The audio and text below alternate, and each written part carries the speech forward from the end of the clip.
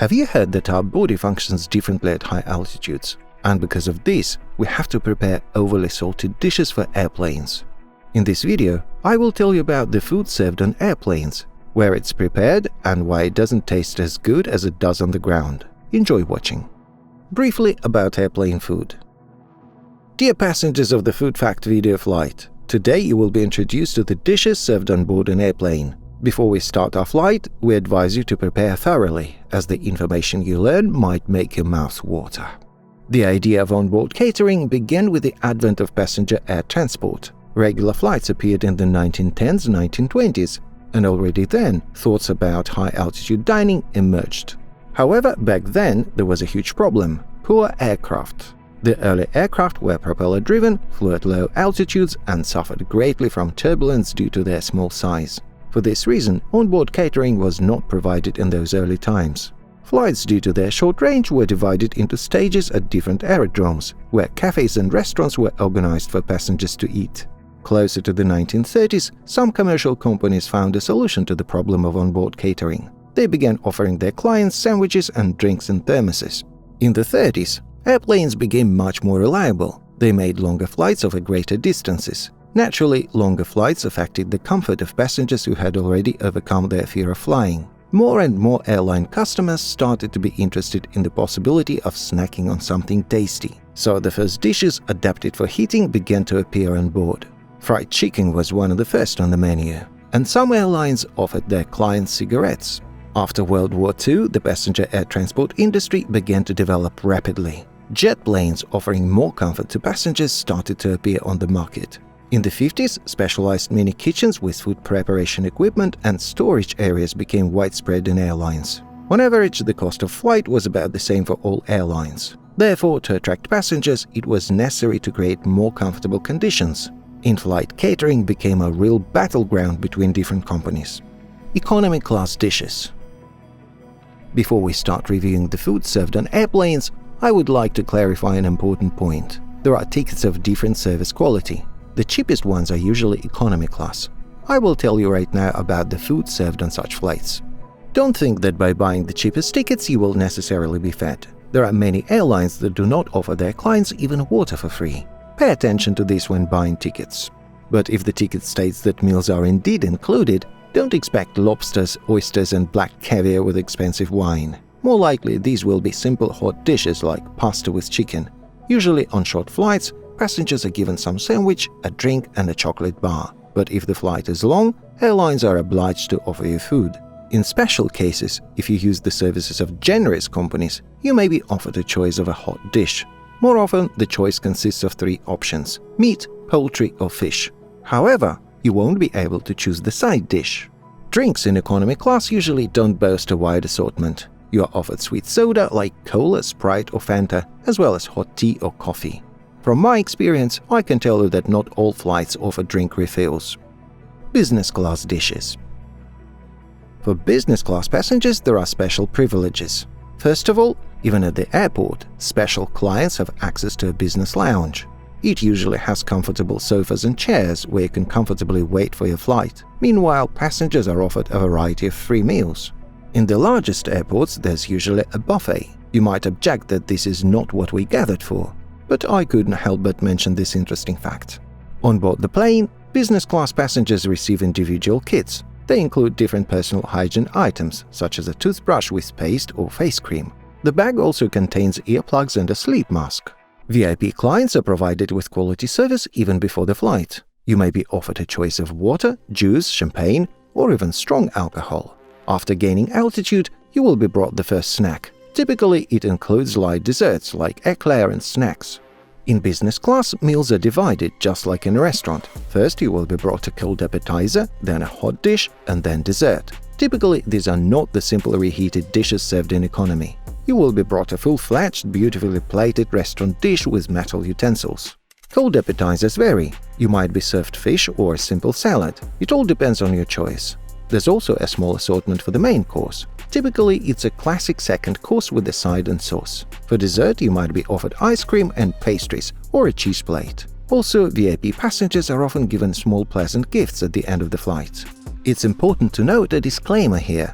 The food and service I just described are specific to a particular airline. Other companies may have different offerings. So don't expect a glass of champagne with salmon in the sky when buying business tickets from the cheapest airline. Meals in the most expensive airlines. So what is served if you have a lot of money? The most expensive tickets always provide access to the best service. Not only will you have comfortable seats that turn into a full bed and a private space away from prying eyes, but during the flight you will be offered very cool, tasty and expensive dishes. A sandwich with red caviar? If you bought the most expensive tickets, forget about it. You'll only get black caviar. Red fish with a potato side dish? You'll likely not be offered such cheap dishes.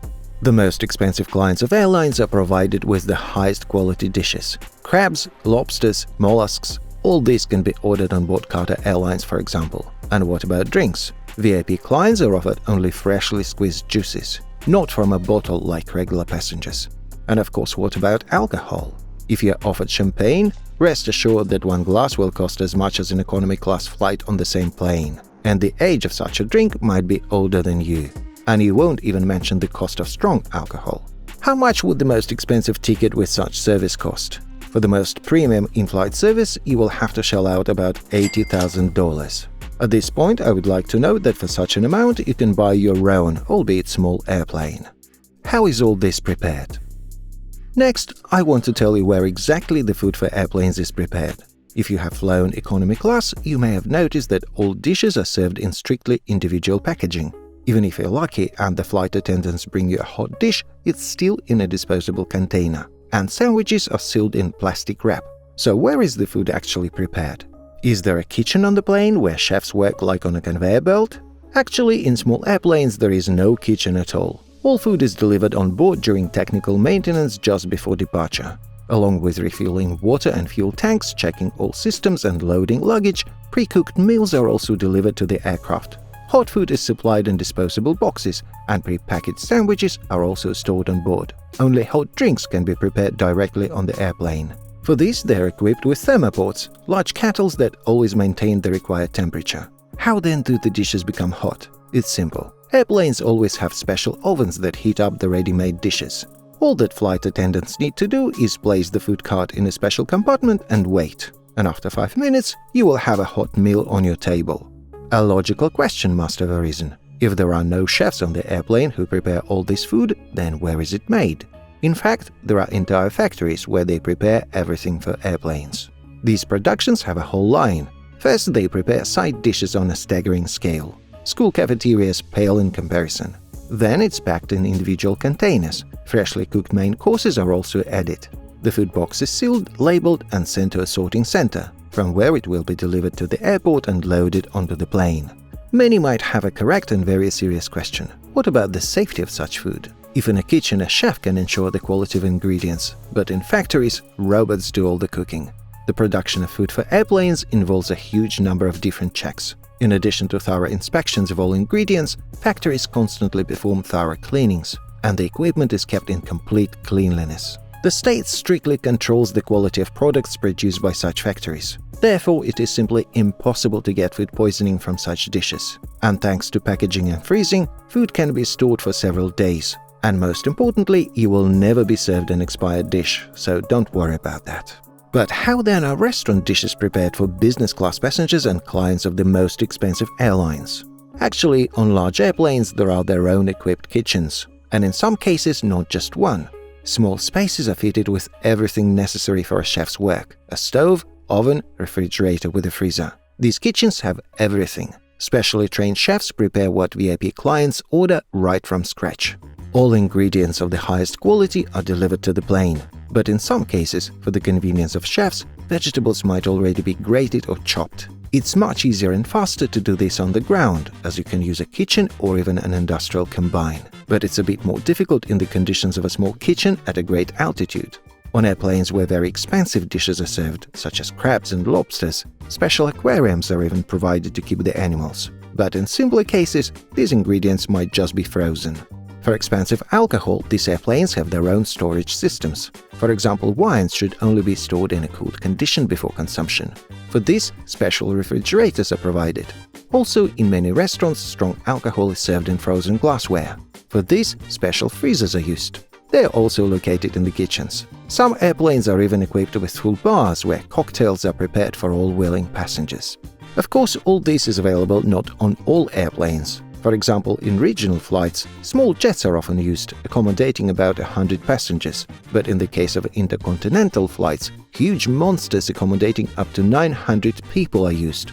It's in such gigantic liners that the most expensive places are equipped, looking like a separate compartment in a train, and full-fledged kitchens where chefs tirelessly work. Was it better in the past? And at the end, I'd like to tell you about what airplane meals used to look like. In the 20th century, the business of air transport was just developing. At that time, fuel prices were record low. The thing is, aviation fuel is made from oil, just like regular gasoline. And at that time, it cost pennies. Because of this, the average ticket prices were not high. And as I have already mentioned, the ticket prices of different airlines didn't differ much from each other. Back then, people were served very high-quality food. For example, in the USSR, there was only one airline, Aeroflot. Those who flew in the 20th century on airplanes know that the dishes served on board were no worse than restaurant ones. Back then, food for airplanes was prepared right before departure, not like now in a factory a few days in advance. Essentially, the dishes were, as they say, fresh off the grill. Sometimes the flight attendants didn't even have to heat them up. High-altitude dishes are special. Did you know that the dishes you eat during a flight might seem disgusting on the ground? The thing is, at high altitudes, the taste buds on the tongue work a little differently. Food on the plane seems less rich and bland. Because of this, factories add an excessive amount of salt, pepper, or sauces to such dishes. Chefs in kitchens also oversalt and overly pepper the food. Precisely because of the special functioning of the body at high altitudes, many do not like the dishes served on airplanes. Personally, I think that even drinks on airliners have some kind of special, unusual taste. Classic Coca-Cola seems not so sweet and coffee not so bitter. Write in the comments whether you like the food served on airplanes. Today you learned more about the dishes that are served to people on airliners. Thank you for watching.